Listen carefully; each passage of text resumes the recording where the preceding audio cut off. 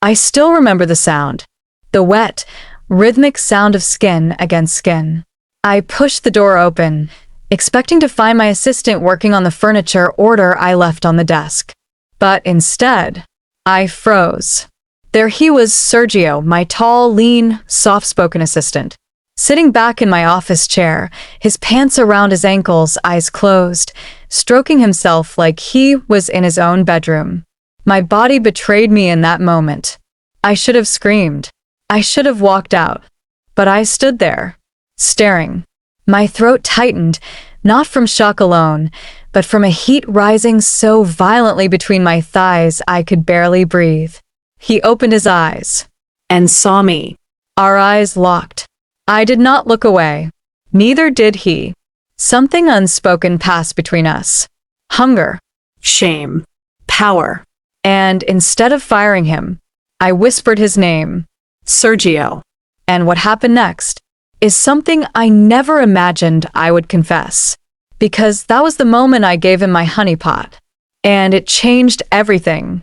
But before I take you deeper into this story, hey, everyone, if you are watching this, thank you so much for being here. To all my subscribers, you are the real ones. Your support means the world. And to all my new and returning viewers who are yet to subscribe, what are you waiting for? I would be so honored to have you hit that button. It is the fuel that keeps this channel alive and growing. Drop your thoughts in the comments, because your reactions bring these stories to life. Alright, now let me take you back to how it all began. My name is Sheila.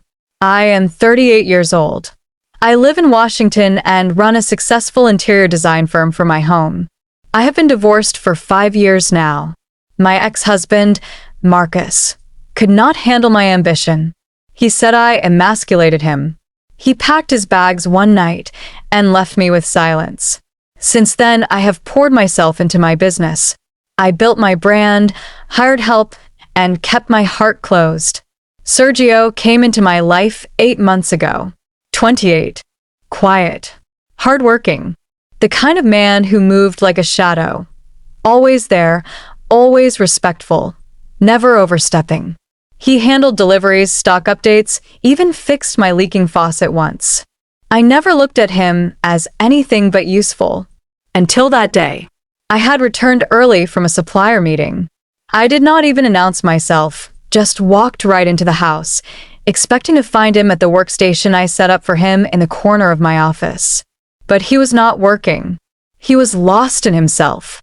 And the way his hand moved, slow and deliberate, the sounds he made, it lit something wild inside me. I could have ended it there.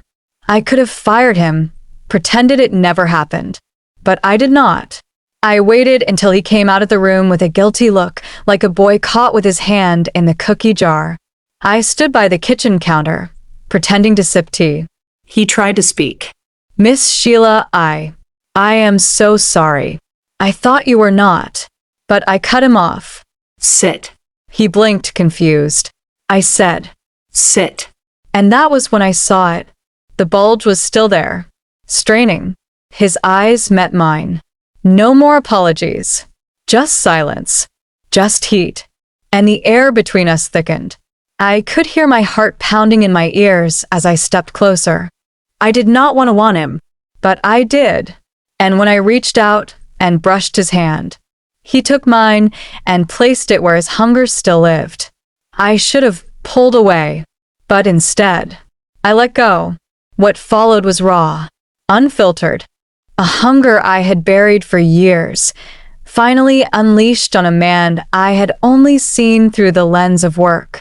But that was just the beginning, because the next morning I woke up alone, and something told me that I had just opened a door I might never be able to close. The morning after was not quiet. It was deafening. I sat at the edge of my bed, naked, skin still tingling from Sergio's touch, yet filled with questions. The sheets still smelled like him. My thighs still remembered him. But my heart, it was pounding from something else entirely. I had crossed a line, not a crack, a full break.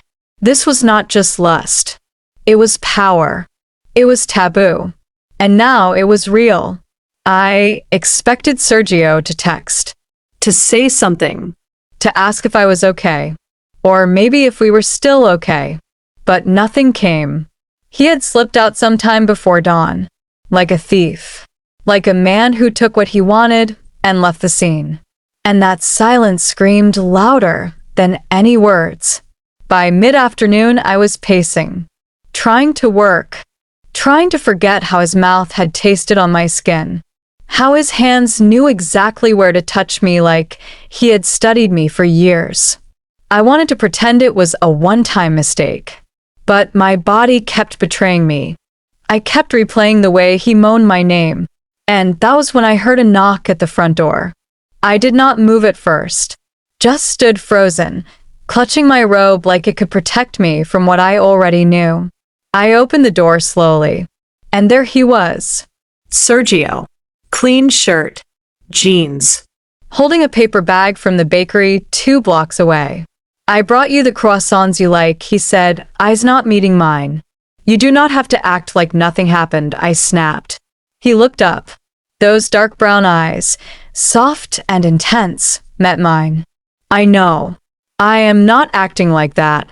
I did not know if you regretted it. I stepped aside. Come in. The air between us was thick again. Every movement felt charged. Every glance, dangerous. We sat at the kitchen island in silence. He reached for a croissant. My fingers brushed his, and suddenly, that was all it took. One touch. I leaned in first. I do not know why. Maybe to taste his lips again. Maybe to punish myself. But once our mouths met, it was over. We kissed like we were starved. My hand found the back of his head. His fingers slid beneath my robe. The moan that escaped me felt like sin and salvation all at once. I wrapped my legs around him, right there on the marble counter, and whispered in his ear, "You did not finish yesterday." He growled. Literally. That soft-spoken boy was gone. What I felt was a man who wanted every inch of me, and I let him have it. Again. By the time we were both breathless and tangled in each other, I knew this was not going to end easily. But just when I was ready to collapse in his arms, my phone buzzed from the side of the counter. Marcus. My ex-husband. A voice message. I hesitated. I clicked play. Sheila. I know this is sudden, but I saw that guy leaving your house this morning. Who is he? I made a mistake letting you go. I miss you. Can we talk? My stomach dropped. Sergio was still inside me when that message played. His eyes went wide. Mine filled with fire. I pushed him off. Pulled my robe shut. My mind was spinning. Why was Marcus watching my house? How long had he been watching? And why did the timing of his confession feel so perfectly wrong? Was I being played? I turned to Sergio, who was zipping his pants, his face unreadable. What is going on here? I asked. And that was when I saw it, a flicker in his eyes, like he was hiding something. But he just smiled. Nothing you need to worry about, Miss Sheila. Miss Sheila. Back to that again? No. Something was off, and my instincts were screaming louder than ever. I did not sleep that night. My mind kept rewinding Sergio's face when Marcus' voice message played. His reaction was too calm, too practiced, as if he had expected it. I sat alone in my living room, robe wrapped tight, wine glass untouched. The ache between my legs was nothing compared to the storm brewing in my chest. I had crossed the line. I had crossed it twice. And now the fire I had lit was threatening to consume everything. By morning, I texted Sergio to stay home.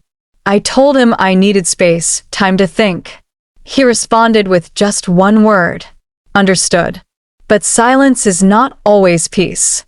Sometimes, it is war disguised as stillness. That afternoon, Marcus showed up, uninvited. Standing on my porch like the ghost of choices I thought I buried. I am not here to fight, he said. I just want to talk. I let him in, not because I forgave him, but because I needed answers. Needed clarity. He sat across from me, scanning the room like he was searching for evidence. That boy, the one who works for you, he began. Do you know who he really is? My chest tightened. Do you? I raised an eyebrow. Do not play games, Marcus. What are you talking about? He pulled out his phone, opened an image, and slid it across the coffee table. It was Sergio, but younger, and not alone.